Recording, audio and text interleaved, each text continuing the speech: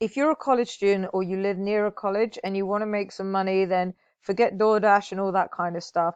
Consider starting a local newsletter as a side hustle. You can write this thing in 5 minutes and then you can spend the rest of the week running the business off your phone, and you're going to get skills that you can use in the future. Imagine saying that you've been running a local newsletter while you're at college when you go to a job interview.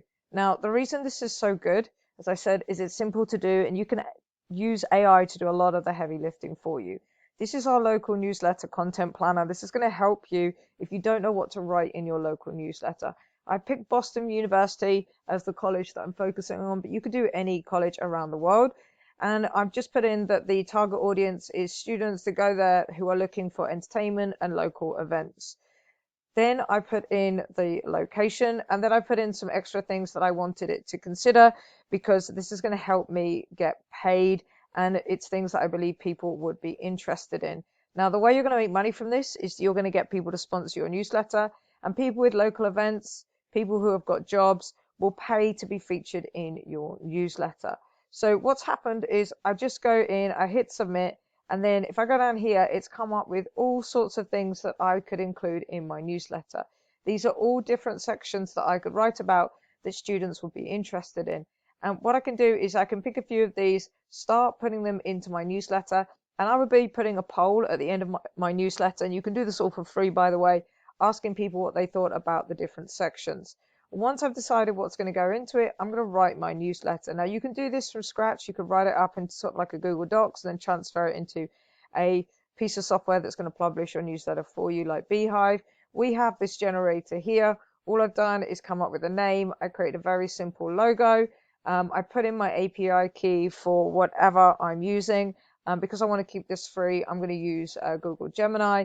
I go back to my generator. The whole thing here is set up, and then all I'm going to do is write my newsletter. So I click add section. If I go back here, one of the things it's mentioned is off-campus entertainment. So I'm going to put that as one of my titles. And then all I would do is I would write down what the entertainment is. So I can write this from scratch. What I can do inside CopyQuill, which is the name of this software here, I can add an RSS feed, and I'll leave a link to the video that shows you how to do that on the channel. Or I can just go into Google.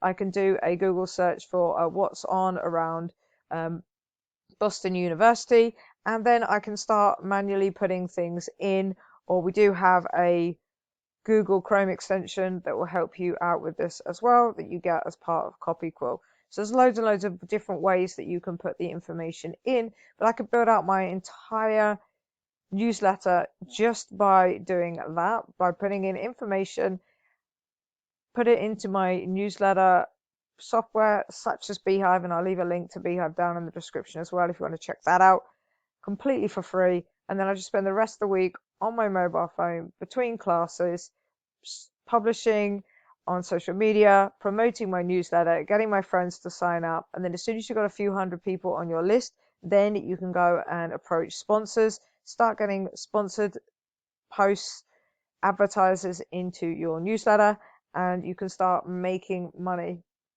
So if you want more about this idea, we've got tons and tons of videos on the channel about local newsletters. As I said, if you want to know more about the RSS feed, just watch the video on the screen now. It'll give you more of an overview of how to do this. We'll see you in the next one.